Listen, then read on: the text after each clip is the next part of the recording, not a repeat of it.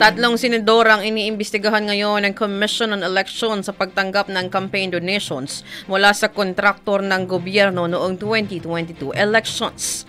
Ayon kay COMELEC Chairman George Garcia, bukod sa tatlong senador, kabilang din sa kanilang iniimbestigahan ng isang local bet sa lalawigan ng Bulacan. Pero tumanggi muna ang poll body chief na tukuyin ang pagkakakilanlan ng mga politiko.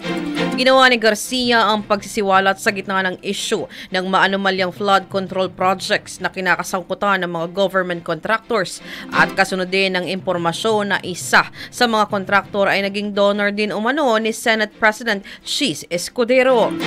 Sabi ni Garcia, posibleng lumabas ang resulta ng kanilang motu proprio investigation sa loob ng 2 hanggang 3 linggo. Samantala, una nang sinabi ni Escudero na ang issue na ibinabato laban sa kanya ay bahagi lamang ng demolition job ng mga kritiko.